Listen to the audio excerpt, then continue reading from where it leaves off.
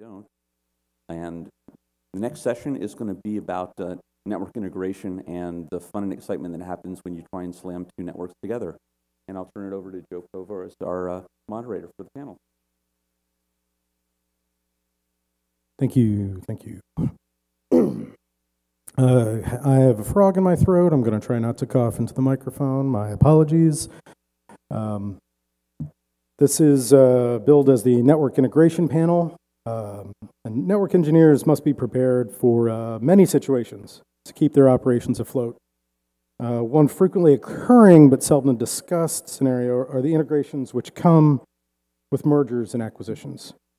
In addition, resolving technical questions such as protocols, platforms, vendor interop, people face significant organizational challenges, business issues, politics, and the impact from the pursuit of synergies. Lovely word, synergies. This is a proper panel, no slides. It's going to be a conversation between peers who have had a long history in M&A. I'm not going to regurgitate what's in the agenda, but I do want to highlight the fact that the folks who are up here have spent a lot of time with networks as they change companies. Not necessarily with the, I was reflecting, I've actually only had one job change that was not M&A since 1994. It's kind of bizarre.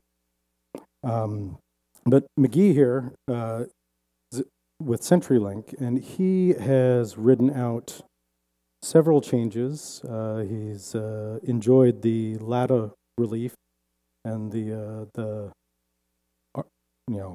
LEC IBOC integration times. He's well versed in that area. Raz has been working for several ISPs in the 90s. He went and founded a few companies, was a chief scientist for Server Central, and integrated many acquisitions with NLayer and GTT. Dave has been involved with engineering and management in various companies along the way and is currently with Level 3. And Steve also is with Level 3 and came through the Global Crossing integration. And we're just going to start with a little disclaimer. Affiliations are for context and history, and we're all representing our experiences. We won't necessarily be discussing pending or current M&As any of our companies may be doing, but we don't want any lawyers involved. But all the panelists are free to discuss what they see fit. And to kick it off, we're just going to have this conversation that I believe we really need to think. We've had several NANOG sessions that have talked about the technical elements of selecting an IGP and integrating MPLS networks. And so this is actually taking a step back. And I don't know if Dave or Raz, which of you would like to start with talking about the business? We're saying it really comes down to some of the business goals.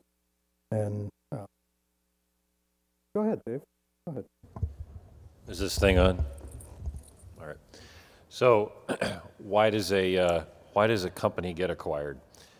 The corporate development people get together and build a business model that's based around this concept of synergies, which is this word that's pretty dirty. Most of us associate it with lots of firings. That would be the cost synergy side, and then there's also revenue synergies or debt synergies in some cases.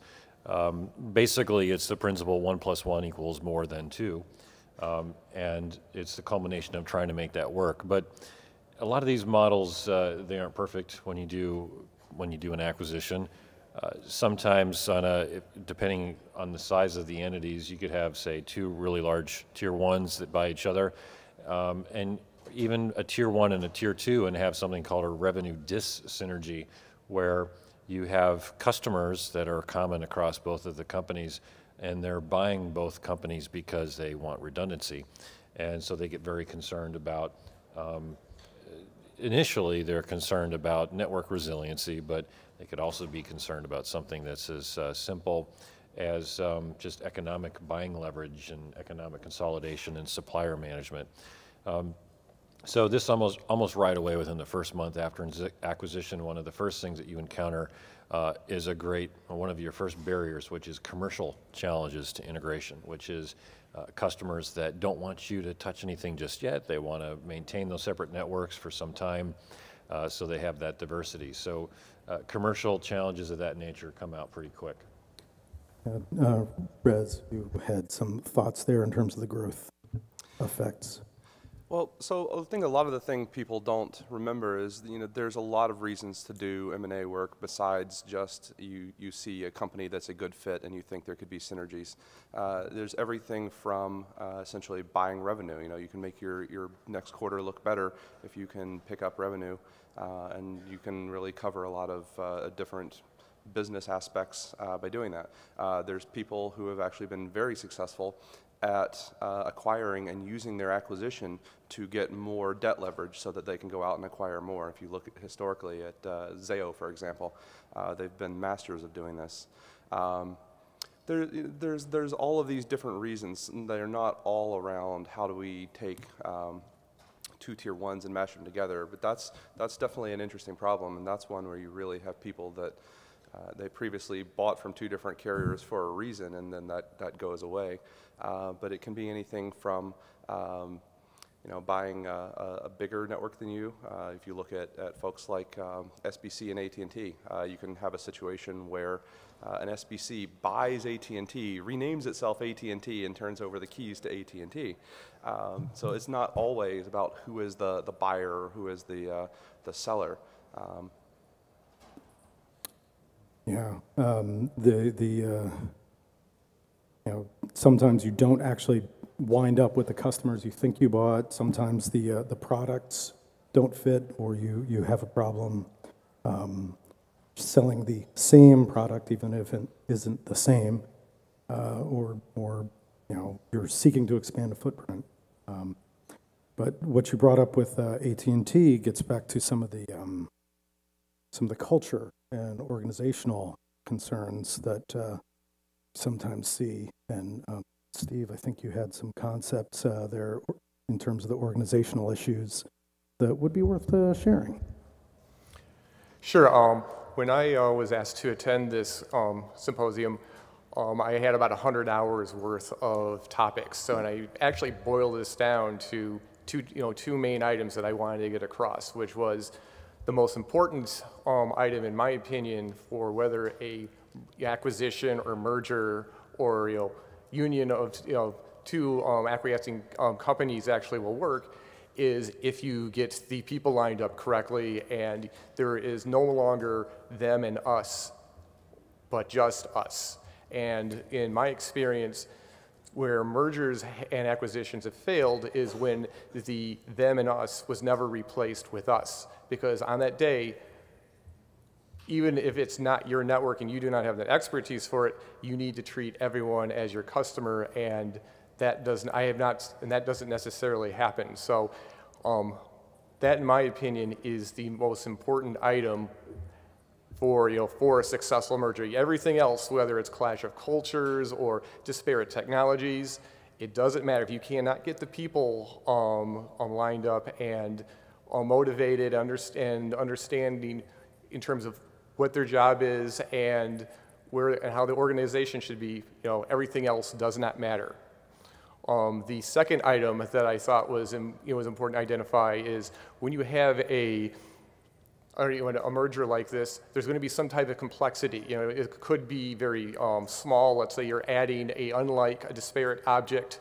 Let's say one company doesn't have a video unit. Adding that video unit may be easier. It may be very difficult if you're merging IGPs. But regardless, there is going to be some type of complexity that you can quantify. And someone has to deal with that complexity. And then what's most important is someone at the top, at the strategic level, has to decide which organizations are best capable for handling that complexity and which ones should do that and how that should be divvied up. So for example, what might make IT or systems job very easy might make engineering's job very difficult. What might make planning's job very easy might make operations job very difficult. But regardless of how you look at it, there's going to be, it will be something similar to the uncertainty principle, where that is a finite object and you cannot make it go away. So the last item that I thought was important is, how do you deal with that complexity in terms of making the merger happen? Yeah, who bears the pain was a good line that came out of that conversation. It would be nice if somebody actually intentionally made a decision about which group would inherit that complexity, but unfortunately that happens more accidentally.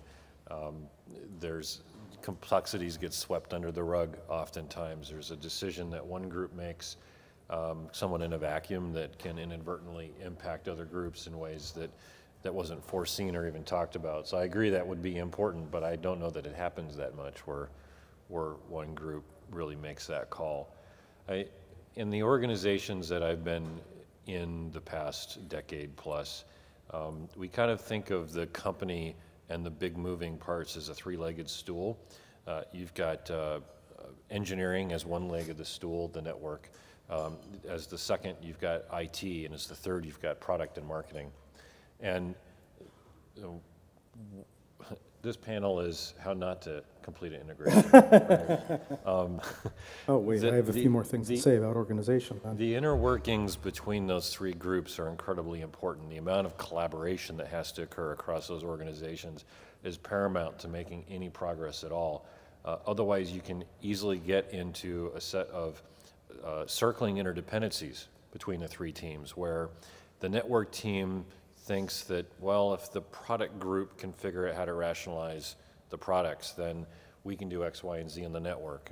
And the product team is thinking, if IT can figure out how to take my rationalized product that I have and build it into the system so that everything works together regardless of the network, then I'll be all set. And the IT organization is thinking, if those network guys can ever make any progress with combining the networks, my job on the IT side would be pretty simple. And the next thing you know, no one's doing anything because they're waiting for someone else to get something done. But in my experience, IT has the most important set of tasks to complete in order to enable the rest of the organization to function and make progress. And if you're struggling at all on the IT side, it's going to thwart all of your plans to make any progress. Yeah, well, it's, the billing has to happen. You have to have customers get billed. You have to get the money in. The back-end integration, yeah, go. Jump on in, man. I know you say that kind of continuing on that train of thought, they do have to kind of work in conjunction, though, because if you don't have the same set of products, it's hard to migrate or integrate networks. So, we've had situations where nothing's been decided, and you end up having just continuing with the status quo, and there is no actual integration then. Kind of ships in the night sort of operation. Exactly.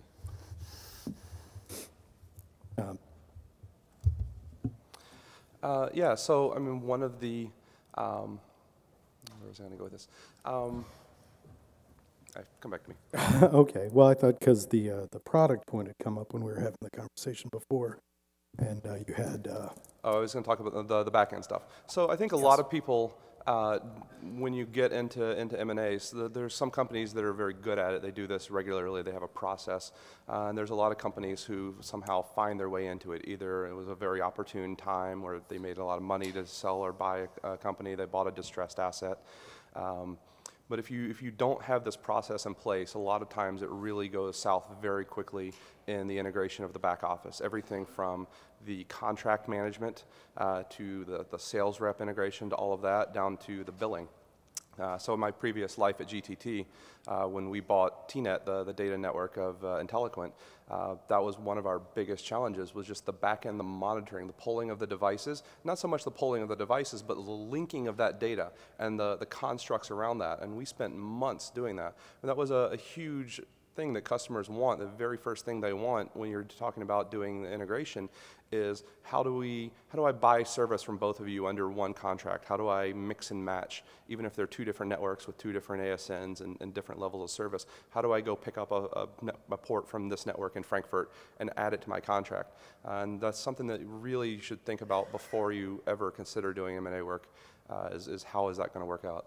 Yeah, the databases are a lot more critical sometimes than, arguing over what protocols get used where. I guess by way of offering some actual maybe advice during this panel, I'm not sure how this works in most networks, but the way our OSS system works is it parses a standard description off the interface. We have standardized interface descriptions. So when the devices are polled, that's parsed, and then that's used to create the relational information along with the records for that interface stats. And so one of the things we were able to do that was able to provide a moderate level of flexibility was by having all of the information off of the, we actually went with the legacy Global Crossing OSS database and SNMP polling system. We're able to have that go collect information from the legacy level 3 network and collect all that. We were able to actually pick customers up and move them. And because we were collecting that information, it was kind of showing up in the OSS database exactly the way it would have before they were moved. And so from a systems perspective, the systems really had no idea that the customer had been physically picked up and moved, which did something very important for us. It allowed us to delink dependencies in the migration. And every integration is going to have an opportunity for you to create, like I said, a circling set of interdependencies.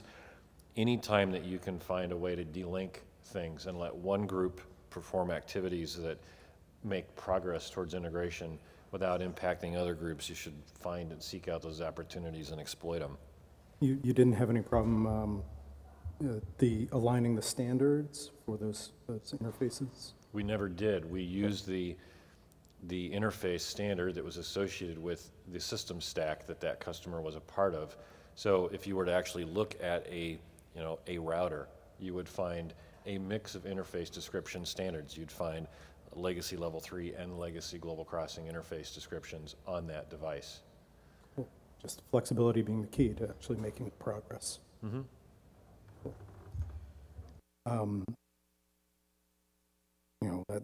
There's a host of the back end problems that we could spend a lot of time on, but the discussion we had earlier also touched on the wonderful world of ICBs and fun with VPN. I don't know if Steve, if you wanted to talk to any of those points we came across before. Yeah, sure. One of the things that was interesting that I've observed is that when you migrating is almost not that I'm a coder, but I just remember this from high school programming class. I spend 15% of my time on 95% of the problem, and then the rest of the 85% of the time on all those exceptions. And one of the interesting items is it seems that I see the same thing with migrations in that it's never the standard products that are ever particularly difficult to migrate. What always seems to be a stumbling block for a generic migration are the network exceptions. So what I've observed is that these network exceptions are more likely to delay or even potentially defeat a migration because they are an exception and they aren't necessarily documented and standardized or in the, I guess we'll call it the company memory. So, and so the larger the company is, the more likely you're going to have those exceptions just because you're going to have large customers who may be able to leverage their size to enforce, let's say, something that is outside of the standard product. And because of that, if you do have a failure because they're a large customer, they're most likely going to be on your footprint and have a greater opportunity to potentially discourage, future migrations.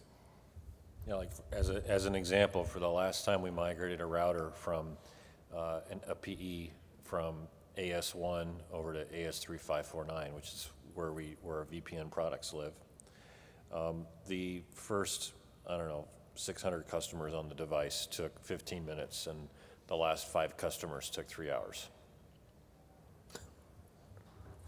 Yeah, it's not just with large companies you have to worry about that. Sometimes a small company, if you're buying that, one of the things they've had to do as a small company is bend over to the whims of a significant customer, and they may have, maybe making all the money on some ICPs, maybe only ICPs.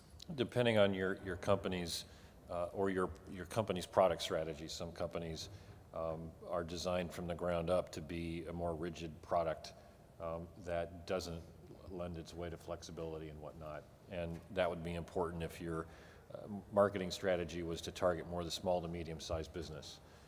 And if you're targeting larger enterprises, they have more unique needs. And so you have to provide flexibility in terms of capabilities.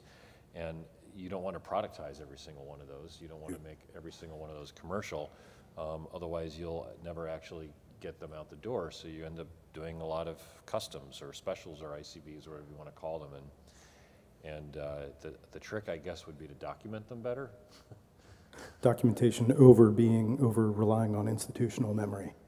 But when you're designing an integration plan, even if they were well documented, you might know about them, but you wouldn't necessarily be able to build an engineering plan around all those documented ICBs. You would probably still have to handle them as one-offs.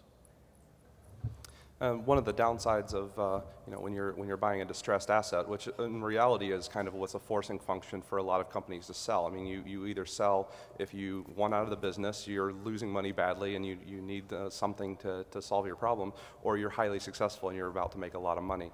And a lot of the times, the real motivation is that there's a serious problem. There's people that are leaving, and then as soon as you do the acquisition, that's another big turnover. As soon as there's a bit of a culture clash, you start losing people and you start losing that institutional memory. So when you're doing your research, the very first thing you should look at is how documented is this? How easy is it going to be to integrate? And can we get the people who do know this to document it quickly? Yeah, the due diligence phase is kind of key. Well, you're looking at a company. There may be more out there that you're unaware of. So companies have gone through many M&As. There are lots of other small pieces still lurking out there. So I think we still have 50+ autonomous systems still in use, and they're not all documented. Trying to find the documentation or the right people who have that information is difficult. You're looking for, people who still remain from those legacy companies, so you need to be wary. Yeah, a nice retention package sometimes is a good thing to cook up. No, go ahead, Steve. Yeah, just don't wait for me. Jump on in. Sure. I'm too polite. I would, one other comment about all of this is that this is also a moving target. So even if everything's perfectly documented and you've done all your due diligence, because this target moves, you might be surprised by changes that just occurred. And a good example of this is when we began migrating some of the VPN customers from AS1 to AS3549. We had some complex customers who had multiple drain routes for their VPN service. And all of a sudden, their traffic was going overseas, and we were trying to figure it out. And unbeknownst to us, a brand new service or special had been added to this customer, so these drain routes existed on the VPN, on the AS3459 VPN product. We had thought we had addressed this, but it did not, and we would have been fine if we had done maybe this migration a month earlier, but because additional implementation had been provisioned for this given customer, what we thought was our target had, moved forward, and we had to adjust after the fact. So that's something else to be aware of, that cycle, can get, even if you think you're on top of everything, that cycle can move so quickly that you'll still not capture everything you need for a seamless integration.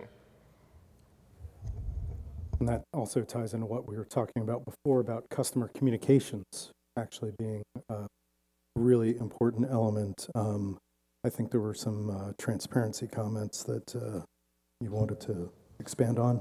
So I'd say one of the things that I noticed the most in doing all the M&A work that I've done, most customers really don't understand what's happening on the back end. And as transparent as you try to be, you send out notices, you alert them of what's happening, they don't really understand the Herculean efforts that you're going through. You're completely reorganizing the structure of two companies.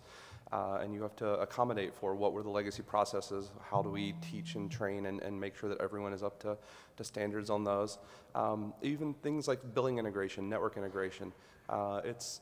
Ultimately what you're hoping for is to take the two best technologies and come up with something better. And a lot of times what you get is you take the two problem sets and you amplify those. So it's just, the communication should be as thorough and as cohesive as possible, but you're still always going to be against customers who don't really understand what's happening, why it's happening, when it's happening, and you get rumor mills. You get people talking about what is and isn't going to happen on the network integration. But when you're sending out an email, you're sending a very dumbed down, very simplified explanation of the reality, and the more detail you can put behind that, the better. Managing an integration customer by customer is massively resource intensive, and I can guarantee you that it has never been in a network company's acquisition plan to fund the necessary amount of coordination that's required. What you should have is a dedicated team that manages that.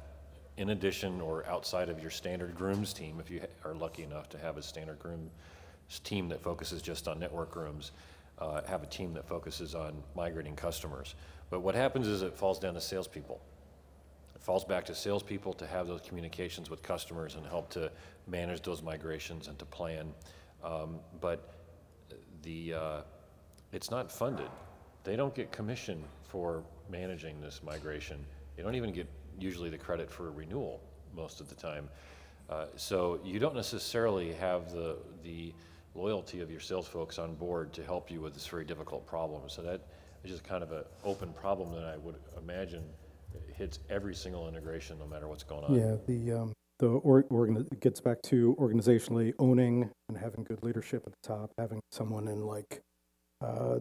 who's in charge of the deals, being able to allocate program managers and actually be able to ensure that the oversight itself is funded.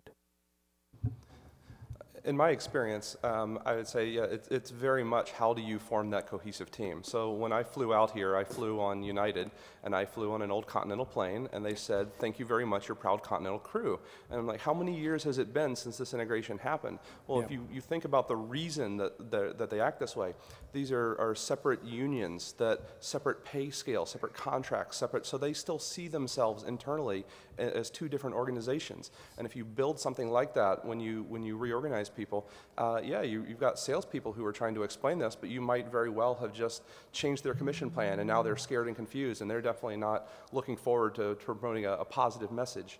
So the more that you can work your organization so that people really do integrate, are forced, reorganize teams, force people to integrate, the better off you'll be. Oh, and it's back to the us and them point from Steve.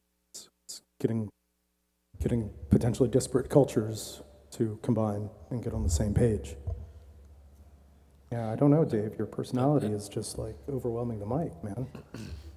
I mean, another interesting thing is that the more time that goes on, the more difficult these things become, because different organizations may still have the identities, but new people that come into the company don't even have the history. So when you don't integrate all of your systems and you still have separate products, and customers have a real business need to land in a very specific place on the network in order to make their network function, that means that the order has to go into the legacy systems associated with that network asset, and therefore that product has to be quoted. And so we've done a lot of work to try and help make this easier by asking questions like, is your customer former legacy level 3 or former legacy global crossing? And imagine a salesperson that came in just 6 months ago getting trained up, and they look at this questionnaire and they have no idea what the history of their customer is, and they scratch their head and go, oh, legacy level 3, I'm pretty sure.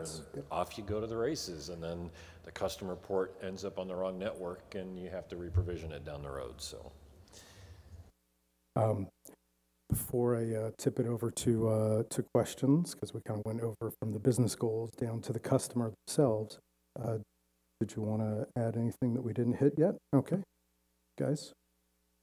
I'd say something about the network side of the integration.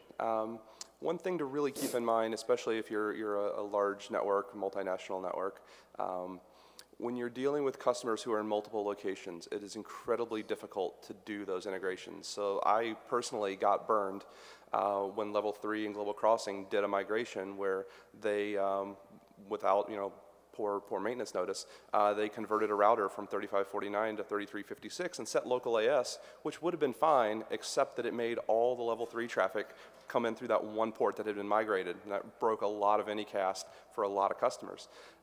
You really need to think separately and process what happens when you've got multi-location customers and how are you going to deal with them. And those, sometimes the only way to deal with it really is a customer by customer basis, as opposed to the ones who are single location enterprises who are much, much easier to deal with.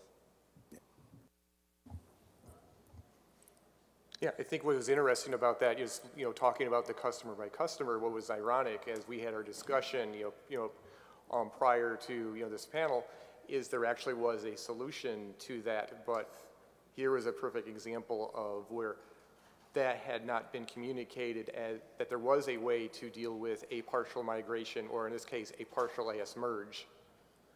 So the irony was that a tremendous amount of work was done to assist customers in doing an AS merge, but here was a case where that was not communicated, so so that particular tool was not implemented to make that particular integration seamless when it should have been. we should file a patent on that AS merge thing. It was actually a pretty good piece of engineering work that allowed a port on a customer's network to reside on one of the backbones while all the other ports were on the other network. And despite the fact that there was no geographic alignment across the ports, meaning you could have one port that was just in Miami and then all the other ports would be spread all over the United States or the US and Europe, and the network would still choose the longer AS path because there was a partial IGP merge that was taking place. It would still choose the quicker path rather than using the shortest AS path. So that was a good piece of engineering work that helped, should, when it's implemented correctly, help situations like GTT had, or Hurricane. We also did that too, unfortunately, and we try to do a little better planning, but you got to think on your feet sometimes. Oh yeah, got to be flexible, McGehee. Well, sometimes integration is actually kind of the easy part. Getting everybody on board within the new merged company is another factor. So you have people who are used to working only on one AS, and they're familiar with that. You start integrating, and they still want to stay in their little silo and don't want to. They've been cross-trained. They've been cross-trained, but they don't necessarily want to get out of their comfort zone. Exactly. So you need to make sure everybody's involved and on board. You've got provisioning people who their workload's been doubled by, all the migrations that need to occur, moving customers from one network to another. You've got integration happening in other areas, merging IGP, and people still want to stay in their little area. So you have to make sure those people who do get cross-trained actually work in the new area It's as kind of well. like you got to have a rotation, like the old deck business model of having the staff rotation between dev and operations. Well, one thing I've noticed about engineers is we're all smart people, but we all like to be smart people. We don't like to admit that we're dumb. And what I noticed was that was the prime motivating factor for people who didn't want to get outside of their comfort zone, was they didn't want to ask a question and look stupid. It's like, oh no, I actually have to learn something? I've been doing this for 20 years. What do you mean I have to learn something? We're going to kick it over to, I guess, NANOG 63 for Q&A.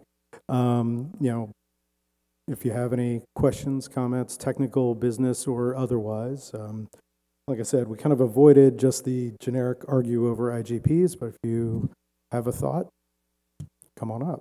We got some time for questions.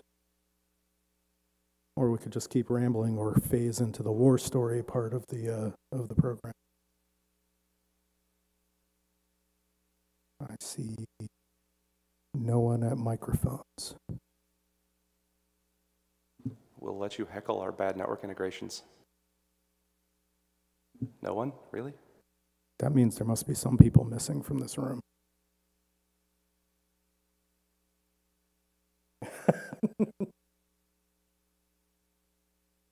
Alrighty, guys.